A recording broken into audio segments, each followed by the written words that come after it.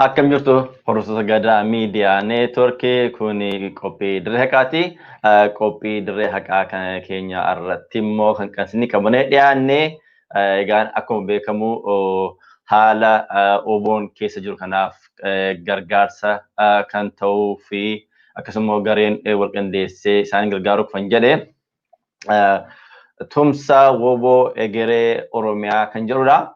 Egaan tumsi woboo egeree kan jedhu kanarratti qabxii kakaasnee maaliif akka barbaachisu kanarratti isiniif dhiyeessuu jenna. Egaa sagantaa kana duukaa immoo kan jiru immoo ana Siisaay Abarraadha. Egaan sagantaa keenya immoo amma xumuraatti nu hordofaan affeerraa keenya. Egaan keessummoo tokko har'aa nama lama isinii qabadhee isinii dhiyaadheerraa egaan haala jiru kanarratti marii gochuudhaaf dhiyaanne. Egaan lamaan keessan iyyuu yeroo keessan aarsaa gootanii haala tumsa woboo egeree Oromiyaa kan jiru kanarratti yaadachuudhaaf dhiyaachuu keessaniin galatoomaa isiniin jedha. Atis guddoo galatoomi Siisaay. Gadaa TV'n sagantaa kana akka asirratti beeksifnu ayyamaa taatee nu dhiyeessuu keef guddoo galatoomi jenna.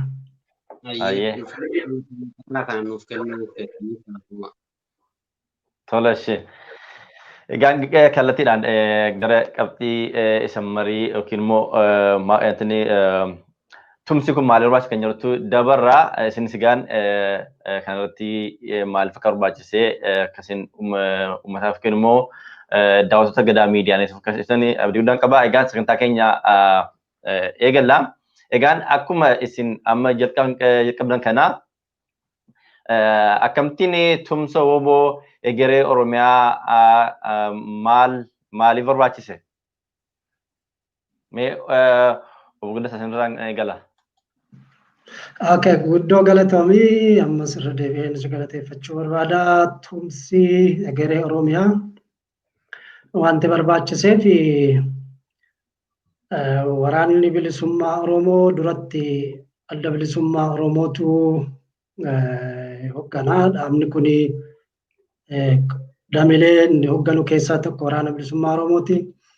2018 qabsoo biyya keessatti qeerroon bilisummaa Oromoo, uummanni Oromoo akkasumas dhaabni keenya adda bilisummaa Oromoo waboo dabalatee injifannoo fideen dhaabni karaa nagaa qabsaa'uudhaaf biyya galee.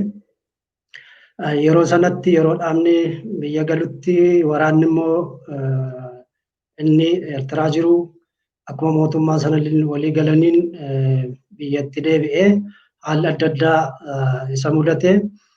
Inni biyya keessa socho'aa jiru immoo yeroo sanatti haalli deemaa jiru sana irratti quufa waan hin qabneef mootummaan raawwachaa jiru irratti quufa waan hin qabneef kaayyoon keenya deebii hin arganne kan jedhuun dirreetti hafe. Kanaaf waraanni kun rakkina irra bu'uusaa yeroo adda addaatti waan hubanneef waraana kana gargaaruudhaaf tumsi egeree Oromiyaa kun ijaarame jechuudha.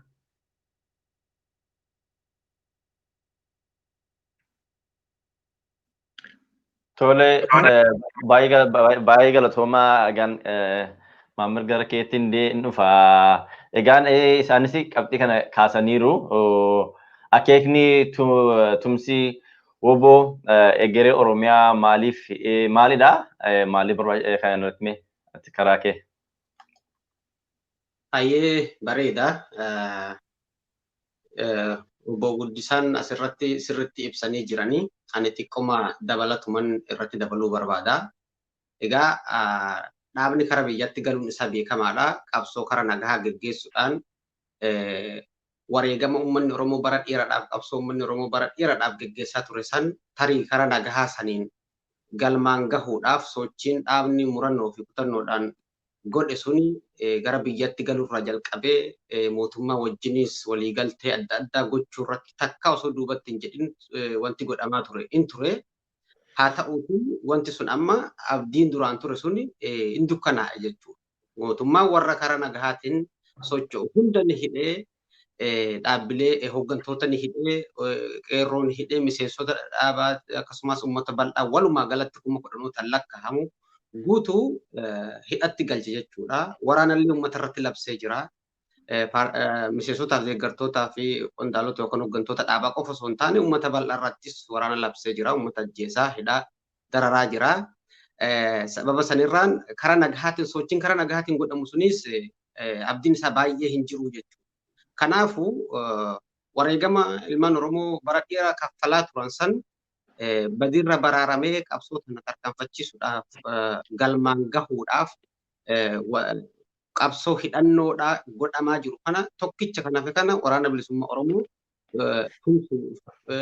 hir'isuu fi qabsoo tana humneessinee wareegama ilmaan Oromoo kaffalaa turan san bilisummaadhaan goolabuudhaaf filannoon tokkichi uummanni Oromoo qabu waraana bilisummaa Oromoo tumsuuf humneessuu jennee waan amananneef egaa akeekni ijaarama keenyaa kanaas kanumaa jechuudha. Qabsoo kana karaa hidhannootiin cimsinee bilisummaan akka goolabamuuf dirqama keenya bahannaa jenneeti jechuudha. Baay'ee galatoomi Mahammad. Egaan haala jiru kana duukaa uummatni akka addaan baafatu jenneetu kana yaada kana sirrii kaasne. Mee akkasumas immoo tumsi kun yeroo kanatti maaliif barbaachisee kan jedhu simee obbo Guddisa Sintiin deebi'a. Galatoomi Siisaay gara qabxii ati kaafte tutoon darbiin dura waa'ee akeekni tumsa egeree Oromiyaa maalidha isa jette irratti yaada gabaabaa jedheetaniin gara gaaffii keetti darba. Akeekni tumsa kanaa inni tokko waraana bilisummaa Oromoo dinagdeedhaan jabeessuudha. Inni lammaffaa immoo eega dhaabnii fi waraanni adda bahee haala waraanni keessa jirurraa kan ka'e qaamni adda addaa gareenis namoonni akka dhuunfaattis waraana kana iyyannaa isaa rakkina isaa arganii dirmachaa turanii haala sana haala faffaca'aatiin socho'uun tokkoffaa dhaabbataadhaan waraana kana gargaaruu irrattis rakkina fida jennee waan yaaddofneef akkasumas immoo akkuma gareen adda addaa baay'atuun qunnamtii waraana waliin ta'us bal'aa waan ta'uuf nageenya isaaniifis jecha tumsa kana ijaaruun barbaachisa jechuudha. Tokko dinagdeedhaan waraana kana jabeessuudha. Kana jechuun maalinni waraanni har'a riphee lolaadha. Gaafa guyyaan geessee Oromiyaanis walaba taatee uummanni keenyas bilisummaa isaa gonfatu waraanni kun ittisa Oromiyaa irree ta'ee Oromiyaa eeguun waan jiruuf waraana kana karaa adda addaatiin karaa dinagdeetiinis haa ta'u karaa teekinooloojiitiinis haa ta'u karaa odeeffannoo adda addaatiin waraana kana jabeessuu irratti akeekkatee ka'e jechuudha. Tumsi kun yeroo ammaatti maaliif barbaachise inni jettu beekamaadha. Waraanni kun yeroo ammaatti yeroo kamuu caalaa gurmuudhaanis guddachaa dirree bobbaasaas babal'ifachaa jira.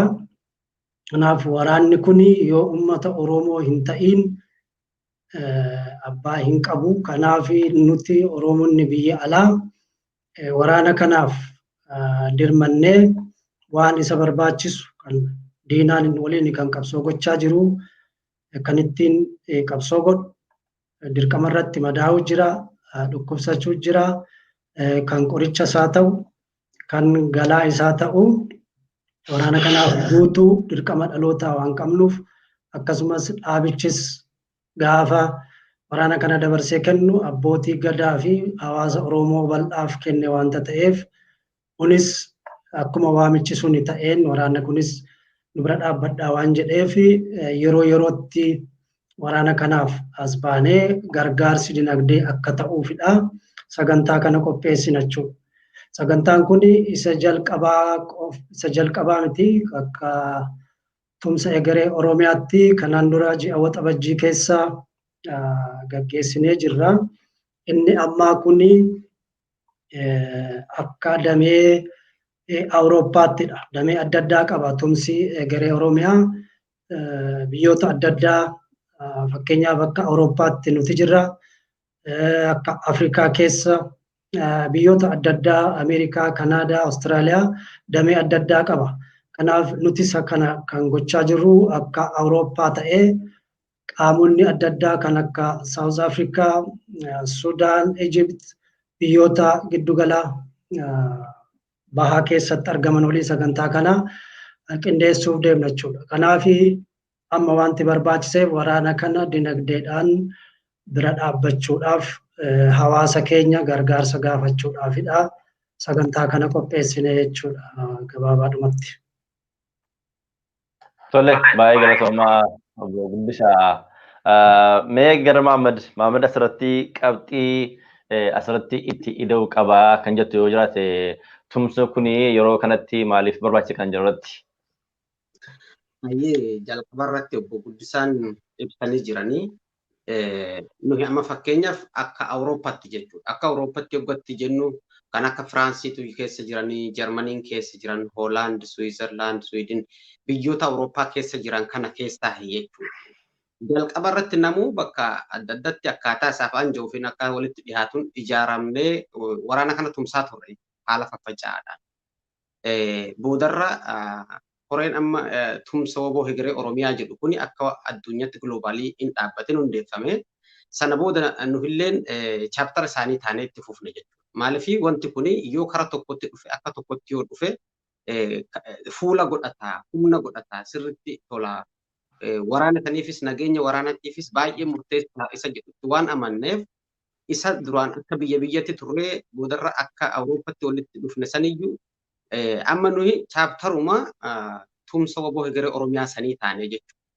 Akkuma kanatti jechuudha. Biyyoota Arabaa keessas kan akka Saawud Arabiyaa fa'aa keessas Afrikaa keessas amma gaatanii qaamonni yeroo adda addaa waraana bilisummaa Oromoo haaluma isaaniif anjahuun gurmaahanii qindaa'anii of ijaaranii tumsaa turanii fi tumsaa jiran kan tumsuuf jiraatantu jiran. Amma nuhis warruma akkas godhaa turre boodarra karaa tokkotti dhufuun kun baay'ee murteessaa jedhamee waan amanamuuf nageenya waraanaatiifis qabsoo kan aanjessuuf tarkaanfachiisuufis baay'ee barbaachisaa jennee waan amanneef karaa kanatti dhufne jechuudha. Warri kunis gaatanii karuma kanatti warruma dhufanidha jechuudha. Fuulduraafis akkuma waraanni bilisummaa Oromoo tokko tahee lubbuu takkittii qabu kana uummata Oromoo saba kanaaf Oromoo fi Oromiyaadhaaf kennee qabsaa'aa jiru. Nuhis wanta goonu kana yoo walitti fidne, yoo mariin goone, yoo wal dhagahaa waliin hojjanne waraanaafis haalli sirriitti anjahaa ta'a. Nageenya waraanaatiifis baay'ee murteessaa ta'a. Kanarraa kaaneeti jechuun waraana kana dinagdeedhaan humneessuu fi tumsuudhaaf kan kaane jechuudha. Kanatti immoo kan nu kaase haala keessattuu gocha mootummaan biyya keessatti qabsoo karaa nagaa kana siruma dhibbatti cufee jira jechuudha. Balbala karaa nagaa cufee jira jechuudha. Kanaaf nuhi qaamota haala akka nuhi of ijaarre kanaan of ijaaranii waraana tumsaa turanii fi jiran adda addaa wajjin walitti dhufneetuma chaaptaruma tumsa woboo Hegeree Oromiyaa kana taane jechuudha. Akkuma qaama kamitti iyyuu. Kanaaf jechuudha haalli nuyi haala kanaan walitti dhufne jedha. Kanuman jedhama. Waan irraa dhiisee yaadadhu. Guddisaan tariitti naaf dabalu. Tole, baay'ee galatoomi. Qabxiin lamaan keessaniyyuu kaastanii baay'ee barbaachisaadha. Uummatni akeeka kanaa fi maaliif akka barbaachise baruu qaba. Yeroo waraana kana gargaaruuf jedhu akkamittiin akka gargaaruu danda'u, akkamittiin karaa kamiin kallattii kamiin akka gargaaruu danda'u kana xiqqoo ishee akka baruu barbaanne. Akkasumas immoo tumsi woboon kun bifa kamiin kan gaggeeffamu Oromoon addunyaa irra jiru akkamiin itti hirmaachuu danda'a maallaqa isaa bakka jiruuti kanarratti gargaaruu akkanaatti danda'u. Mee dargaggeessa gara Maamad immoo. Okay. Kanaaf laatte miti? Bareeda. Amma Jaarmanni amma tumsa woboo Hegeree Oromiyaa jedhu kun akka addunyaatti globaalidha jechuudha kan of ijaaree jiru. Amma akka giddu galeessa eenyu akka Awurooppaa waliigalatti yeroo ammaa kana gaafa 27 kana kan laawunchi godhuuf deemnu. Kunis hojii koreen tumsa waboo hegeree Oromiyaa hojjetuudhaaf bobbahe keessaa isa tokko jechuudha. Nuyi maaliif chaaptaruma isaaniiti jechuu waan taaneef jechuudha. Kanaaf haala kanaan itti bobbahutti jirra. Wanti kun immoo karaa zuumiitiin miidiyaalee adda addaa irratti qilleensarra ni oola jechuudha. Biyyoota Awurooppaa kana keessatti biyyoota tokko tokko keessatti kan akkaawuntiidhaanis galchuun akka itti danda'amu ni jira jechuudha. Namoota immoo haalli sun hin aanjofneefis caasaa ni qabna jechuudha. Fakkeenyaaf Jarman keessattis caasaa ni qabna, biyyoota adda addaa Awurooppaa keessa jiran keessattis caasaa ni qabna. Achi keessatti immoo nagaheellee ni qabna. Nagaheedhaan haala nagahee laatuunis haalli itti gargaarsu walitti qabamu hin jira jechuudha. Namoota immoo onlaayinii irratti akkaawuntii irratti galchuu barbaadaniifis haalli sunis aanjahaadha jechuudha. Walumaa galatti uummanni Oromoo guyyaa san nu bira dhaabbata jennee abdii qabna. Haalli kunis aanjahee jira, mijjatee jira. Kan karaa akkaawuntiitiin tumsuu barbaaduufis akkasumatti jira. Akkasumas immoo kan haala san hin danda'amneef biyyoota adda addaa keessatti namootni haalli sun hin danda'amneef jiraachuu danda'an Awurooppaa kana keessa. Sun immoo haala nagaheedhaan kallattiidhaan isaaniif caasaa keenyarraan jechuudha. Haala akkasiitiin haalli itti raawwatu hin jira jedha kanumaan jedha goosisaa. Tole, baay'ee galatoomii Maamad. Boqonnisa gara keessatti deebi'a isin irratti qabxii irraa haasa'uu qaba kan Maamad jedhatti jette qabaatan. Galatoomsiisaa irra guddaasaa dargaggoo Mahammad ibsa kenneera. Ani sanuma jabeessuudhaan malee waan haaraa hin qabu. Akkuma inni jedhe kanaan dura beeksisa keenya karaa miidiyaa adda addaa facaafneerra, karaa sooshaal miidiyaa jechuudha. Hawaasota biyyoota Awurooppaa fi bakka adda addaa jiranis karaa imeelii haa ta'u, karaa imeelii dhuunfaatiin qaqqabsiifnee jirra. Guyyaan kun akkuma inni jedhee fulbaana 27 yookaan dilbata dhufudha. Yookaan isa saandee jedhani. Sa'aatiin isaa akka Awurooppaatti sa'aatii 18 yookaan 6 PM ta'a. Tumsi kun yookaan gargaarsi dinagdee kun kan gaggeeffamu karaa zuumii ta'a jechuudha. Akkuma dargaggoon Mahammad jedhetti koree kana keessa koree tumsaa woboo egeree Oromiyaa damee Awurooppaa kana keessa biyyoota adda addaati kan keessa jirru. Biyya Niizeerlaandii, biyya Jarmanii, Siwiidinii, Siwiizerlaand, Firaans biyyoota adda addaa keessa jirra jechuudha. Kanaaf biyyoota jirru keessatti namootni waraana kana gargaaruu wanni jedhanii akkuma jedhame gaafa sana ni ibsina karaa kam akka isaan gashuu danda'ani. Namoonni karaa akkaawuntii gashuu danda'an akkaawuntii ni qabna. Karaa sana gargaaruu danda'u. Namoonni haalli hin mijanneef immoo qaamaan karaa bilbilaatiin karaa qunnamanii karaa isaanitti dhiyaateen nagahee fudhatanii jechuudha. Kan tumsi woboo egeree Oromiyaa qopheesseeru jira kan waliigalaa jechuudha. Nagahee sana ni kennina jechuudha. Kanaaf akkaataa kanaan waraana kana tinnisuun yookaan dinagdeedhaan jabeessuun ni danda'ama jechuudha. Kana ittuma dabalata malee dargaggoo Mahammad guutuu bira guutuutti ibseera. Tole baay'ee galatooma. Asirratti gaaffii koo xumuraa dhagaanii akka uummataa fi ifa ta'utti uummanni Oromoo maal gochuu qaba jettu isin amma haala deemaa jiru kana rakkina amma jiru kana keessaa bahuudhaaf Oromoon biyya alaaf biyya keessa jiru maal gochuu qaba tumsa obbo kana bukkee dhaabbate. Nee gara obbo Guddisaatiin dhufa. Guddoo galatoomi haala ammaa Oromiyaa fi saba Oromoo mudatee jiru keessaa bahuudhaaf uummanni keenya keessaaf alaa maal gochuu qabaa isa jedhu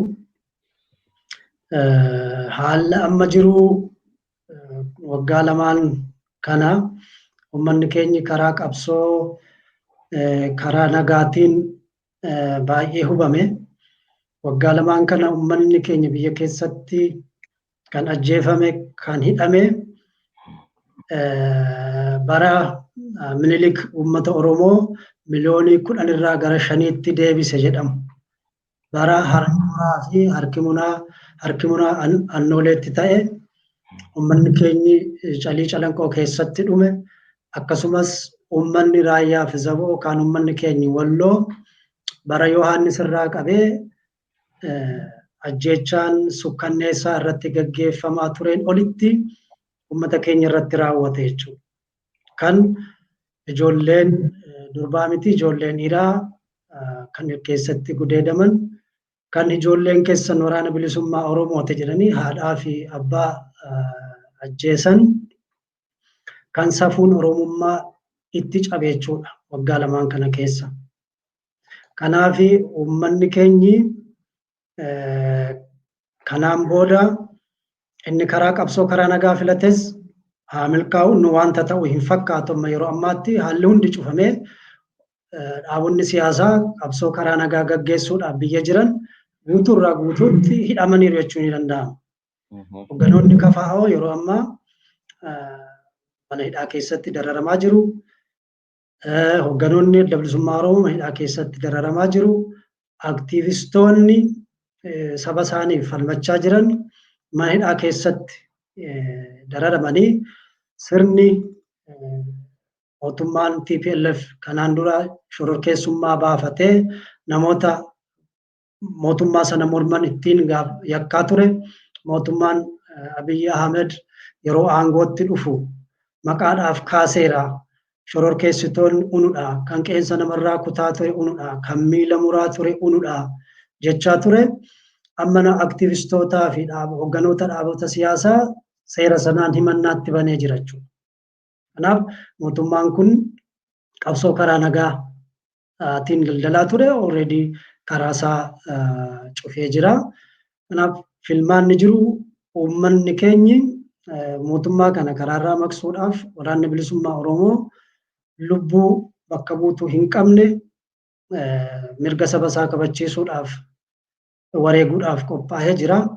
Waraana kana akka jabeeffatu akkasumas qeerroon bilisummaa Oromoo biyya keessa jiru mootummaa TPLF waggaa 27 guutuu uummata keenya dararaa jiru ture qabsoo hadhaawaa godhee meeshaa ammayyaa dura dhaabbatee akkuma biyya isaatti deebise kana mootummaa afaan Oromoo dubbatu sirna nafxanyootaa yookaan sirna Minilik deebisuudhaaf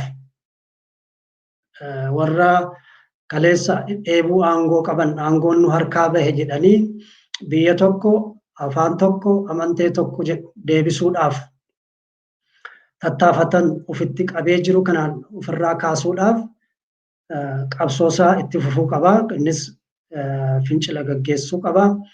Inni biyya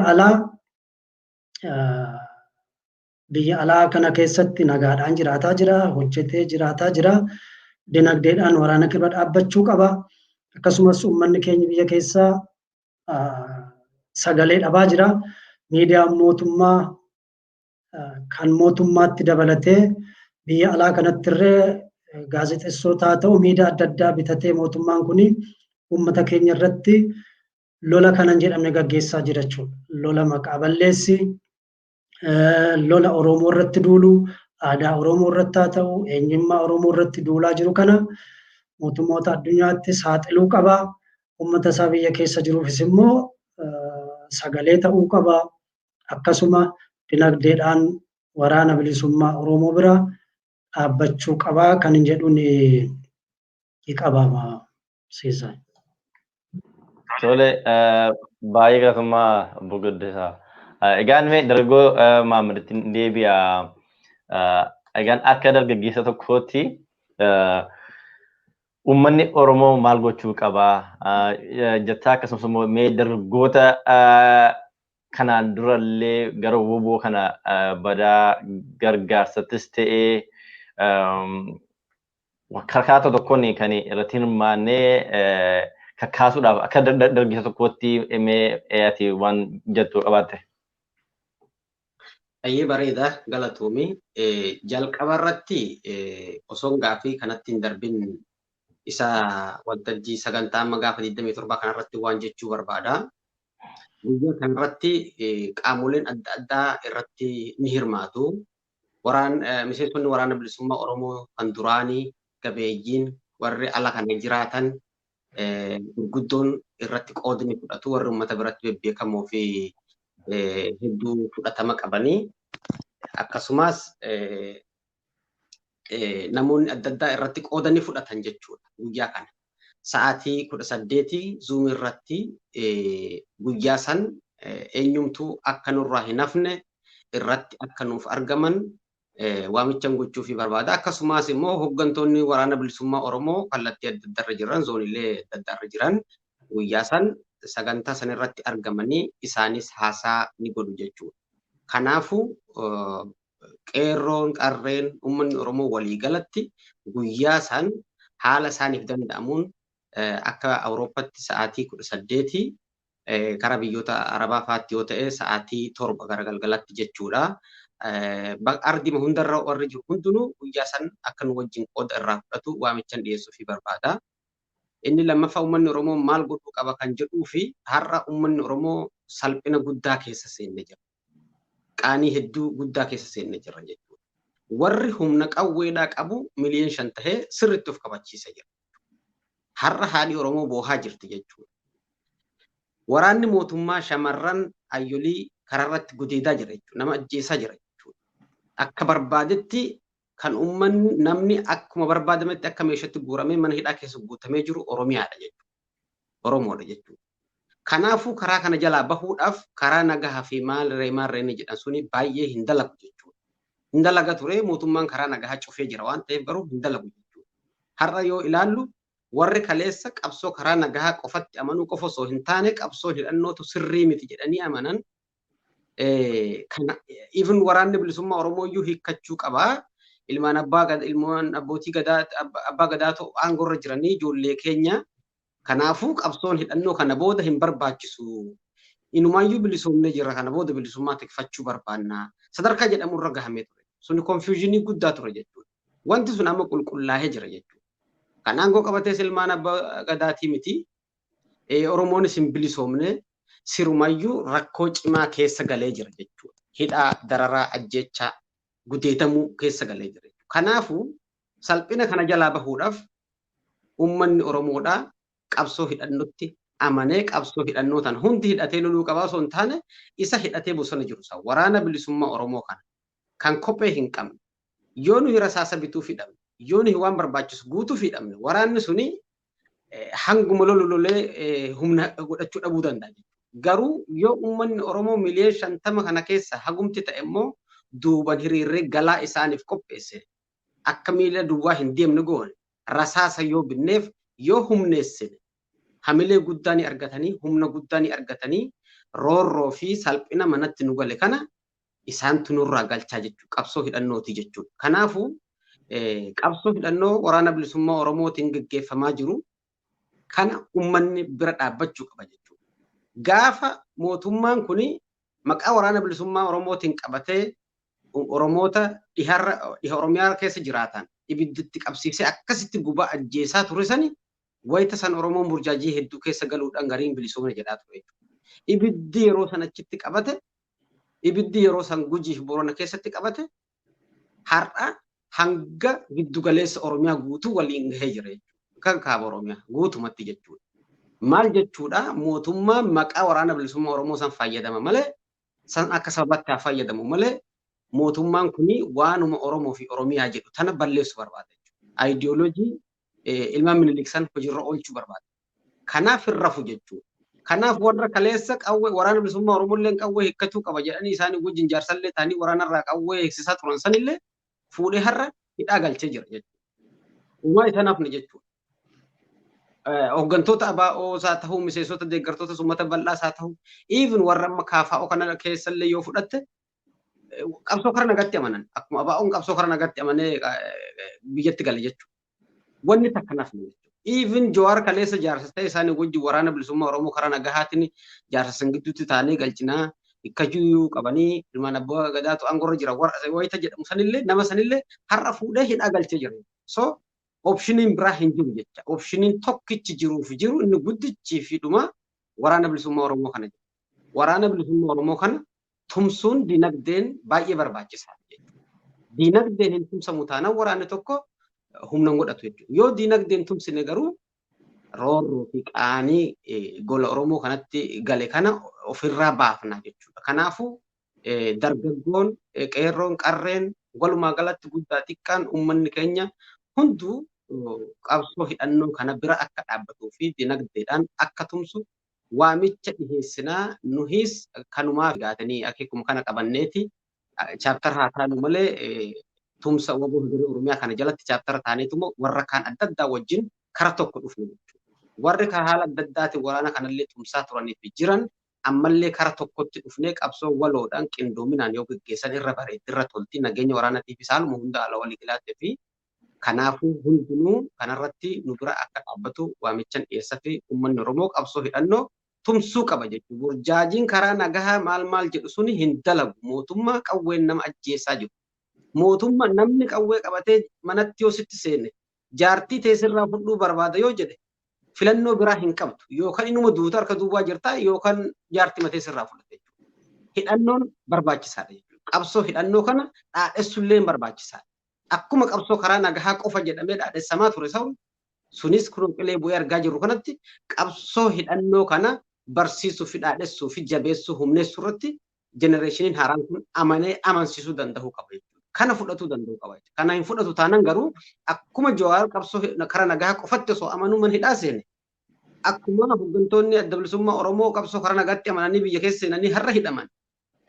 Akkuma uummanni Oromoo maqaa waraana bilisummaa Oromootii fi maqaa adda bilisummaa Oromootiin maqaa miseensa fi yookaan deeggaraa jedhamanii hidhaa seenan kanatti nu hundumuu hidhamaatuma jiraannaa jechuudha.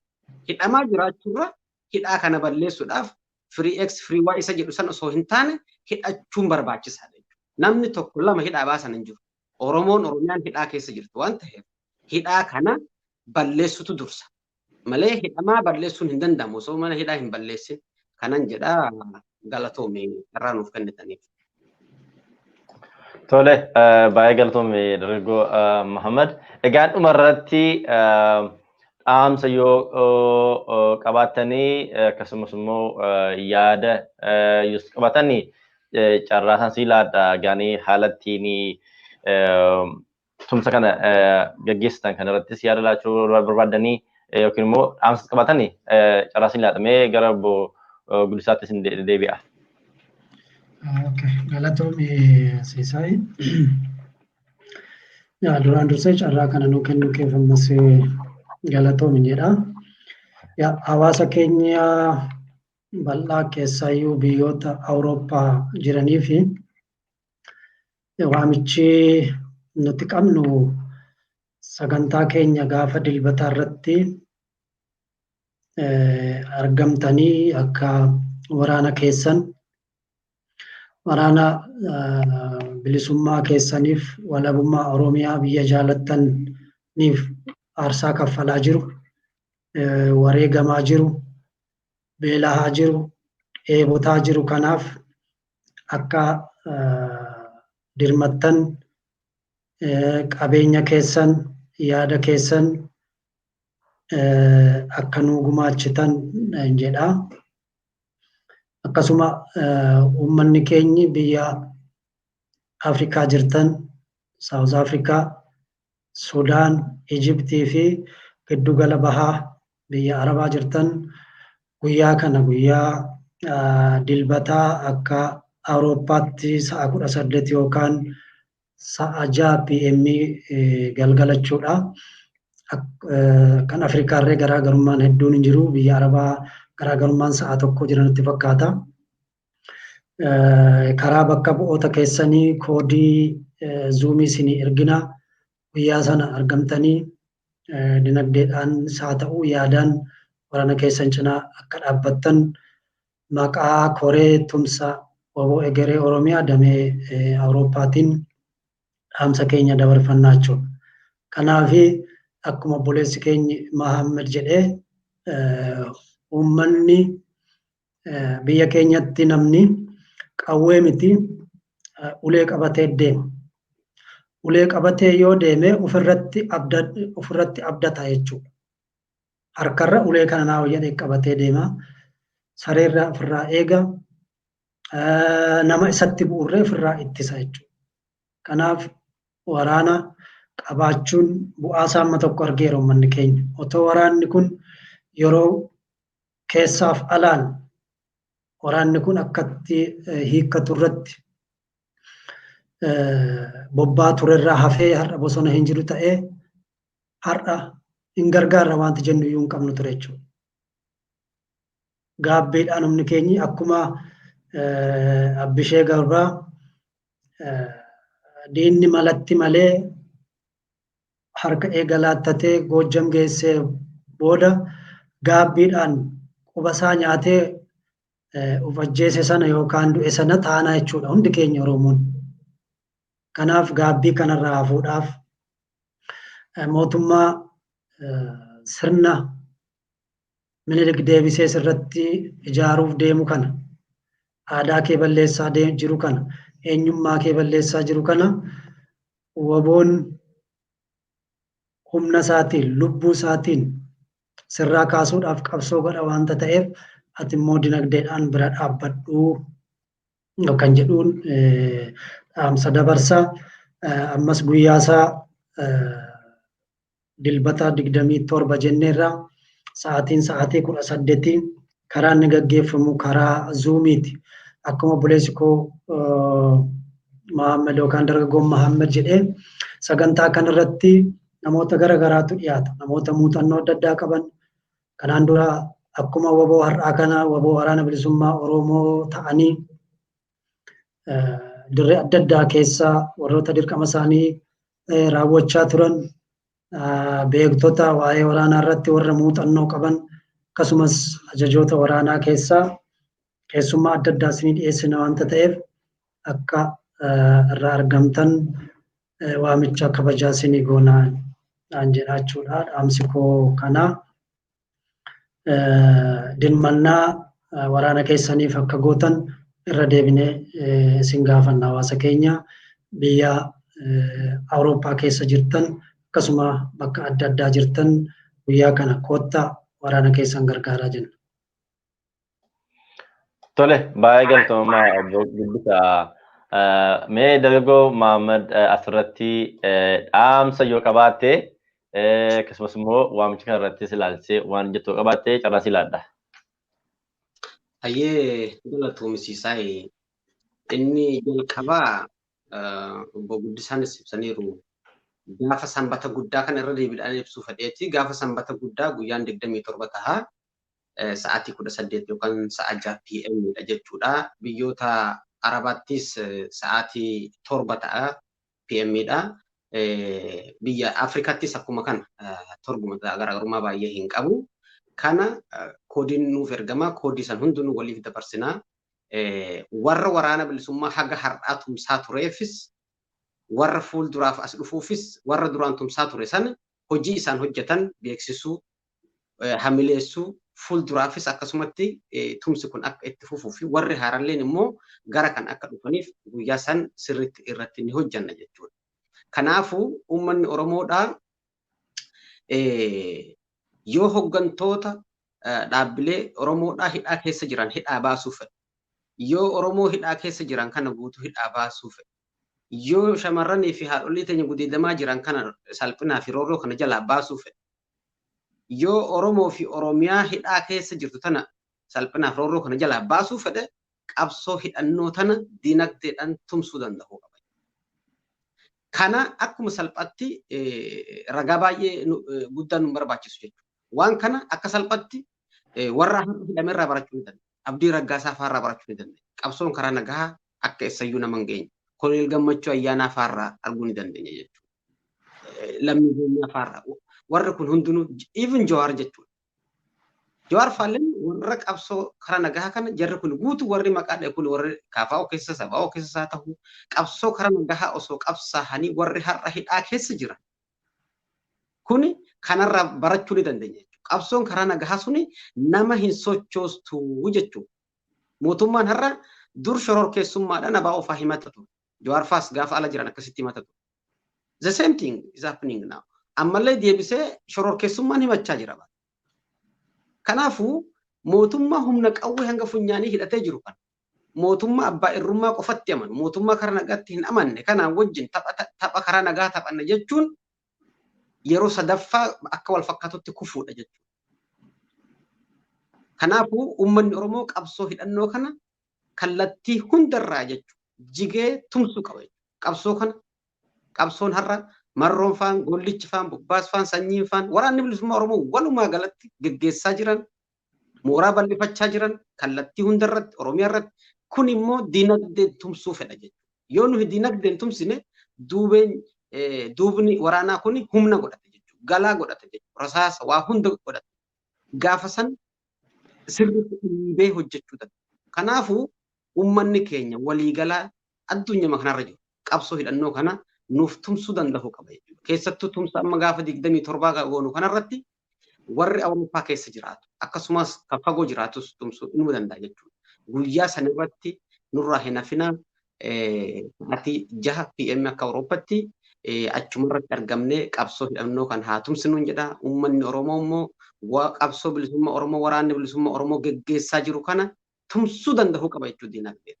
Waraanni kuni lubbuu nuuf kennanii qabsaa'aa jiran jechuudha. Lubbuu takkitti wareeganii nuuf kennanii qabsaa'aa jiran jechuudha. Kanaafuu nuyi immoo isaan lubbuu nuuf kennanii nuyi diinagdeedhaan isaan tumsuu dhabu jechuun rabbi birattis nama birattis karama hundattuu waan fokkataadha jechuudha. Waraana har'a nuyi jedhee ala jiru alaalolaa jiru kana yoo nuyi duubaa hin tumsinu ta'e yoo nuyi kophee hin binnuuf ta'e yoo nuyi rasaasa hin binnuuf ta'e yoo nuyi hamina hin kenninuuf ta'e yoo nuyi yaadan hin jabeessinu ta'e haqa jabaa nurraa qaban jecha cubbuu keessa jirra jechuudha. Kanaafuu waraana kana tumsuudhaaf kutannee kaanee jirra. Uummanni Oromoo waliigalattis kutatee ka'ee tumsaa jiran natti fakkaata. Kan ammoo walitti fidnee qabsoo kana bilisummaadhaan goolabnaan jedha galatooma jarraa nuuf laattaniif.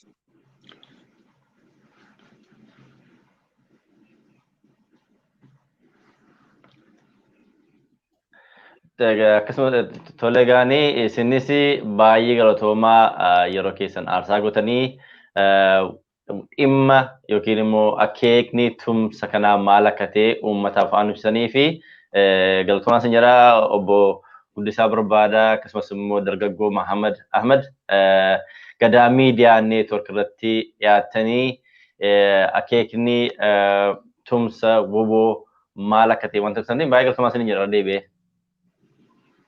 Tole, isinis warri Gadaa hojii gaarii hojjechaa jirtu. Hojii keessan baay'ee itti gammannaa jajjabaadhaa. Onuunis affeertanii sagantaa keenya akkasirratti beeksifnu nu eeyyamuu keessaniif guddoo galatoomaa horaa bulaa deebanaa jenna. Tole, Ayyee warri Gadaa Miidiyaa Neetwoorkii akkuma maqaa keessaniin bareeddanii jabaadhaadha. Gadaa milkii nuuf haa ta'uun jedha. Carraa nuuf kennitan kanaaf ulfaadhaa galatooma. Tole, isinis baay'ee galatoomaa. Egaan waan itti cittanii kaatan kan immoo akka fiixaan isinii boo hawwii keenyadha.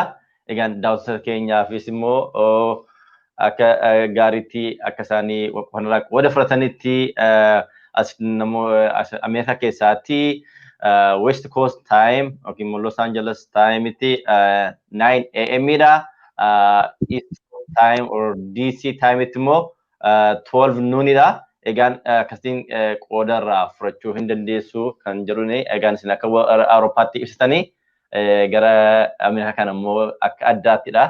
Kanaaf akka uummati qooda isinii fudhatuufini irra deebiisaniif baay'ee galatoomaa isin jedha. Egaan daawwattoota keenya sagantaa keenya irraa kana fakkaataa tumsi WBO maaliif barbaachise akeekni isaa maalidha kan jedhu immoo isaan warri kana sagantaa qopheesse akkasiin isin ibsaniiru. Egaan akkasiin qoodarraa fudhattan abdii guddaa qabna. Egaan jarri kun kan hojjetanii fi bilisummaa Oromoof Oromiyaadha. Oromiyaan maal keessa akka jirtu amma hundumti keenya quba qabna waan walitti himnuti. Egaan yeroonni kuni kan isaan kana akeekatanii kan isaan kaanii hawaasni keenya biyya bakkee rakkina uummata Oromoo biyya keessa jiru kana baree kanatu uummata keenyaaf uummata Oromoodhaaf Oromiyaadhaaf falataa kan jedhuun yeroo isaanii beekumsa isaanii aarsaa godhaniitu akkasitiin waraana kana deeggaruu qabna jedhaniitu as ba'anii egaan uummatni biyya bakkee kaayyoo isaanii kanas bareeraa maaliif akka isaanii kaanii hojjechuudhaafis immoo of kakaasanis immoo uummata Oromoo akka inni qabxii isaan amma irraa kaasan irraa kan ka'ee waan tokko akka isaan raawwatan abdii guddaan qaba. Egaa Gadaa Miidiyaa Neetworkis uummata Oromoodhaaf Oromiyaadhaaf kan hojjetu qaamilee kamiyyuu bukkee dhaabbatee ergaa isaanii karoora isaanii